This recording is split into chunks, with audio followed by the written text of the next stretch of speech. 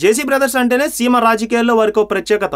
సంచలనమైన అంచనాలను తలకిందులు చేయాలన్న జేసీ సోదరులు ముందుంటారు. ఇరువురు రాజకీయాల్లో పార్టీలు మారి టీడీపీలో పదవుల్లో ఉన్న సంగతి కూడా తెలిసిందే. వీరేం మాట్లాడినా సంచలనమే. నేరుగా టీడీపీ అధినేత సీఎం పైన, ఆయన తనయుడు లోకేష్ పైన సెటైర్లు వేస్తారు. ఆ వెంటనే వాటిని కవర్ చేస్తారు. అందుకే జేసీ బ్రదర్స్ జోలికి ఎవరు వెళ్లరు అనేది అందరికీ తెలిసిన నగ్న సత్యం. అయితే జేసీ ప్రభాకర్ రెడ్డి జగన్ పై అనేక వివాదాస్పద వ్యాఖ్యలు చేసి రాయలసీమ ప్రాంతంలో ఓ వర్గం వారికి దూరమయ్యారు అనేది అందరికీ తెలిసిందే. అయితే తాజాగా ఎంపీ జేసీ దివాకర్ రెడ్డి విశాఖ ఎయిర్పోర్ట్ లో బోర్డింగ్ పాస్ వివాదంలో అధికారులతో దురుసుగా ప్రవర్తించడం దేశం అంతా తెలిసిందే. దీనిపై కేంద్ర మంత్రి అశోక్ గజపతిరాజు స్పందించి ఆయనకు వెంటనే అదే విమానంలో ప్రయాణం చేసేలా అనుమతిచ్చారు. ఇది మరింత చర్చకు దారితీసింది. దీనిపై పలు విమానయాన సర్వీసులు ఆయన్ను బహిష్కరించాయి. అయితే ఈ ఘటనతో ఎంపీ జేసీ ప్యారిస్ పర్యటనకు కుటుంబంతో కలిసి వెళ్లిపోయారు. ఇది సద్దుమణుగుతుంది అని అనుకున్నారు ఎంపీ దివాకర్ రెడ్డి. కానీ ఈ వివాదం ఇంకా నడుస్తూనే ఉంది. తాజాగా ఓ జాతీయ ఛానల్ స్టింగ్ ఆపరేషన్ లో తాను ససేమేరా ఉద్యోగికి క్షమాపణ చెప్పను, కావాలంటే ఎంపీ పదవికి టీడీపీకి రాజీనామా చేస్తానని ప్రకటించారు జేసీ. ఇటు టీడీపీ శ్రేణులు కూడా ఈ వివాదంతో కంగారు పడ్డాయి. తాజాగా ఆయన నేడు తన సన్నిహితులతో కూడా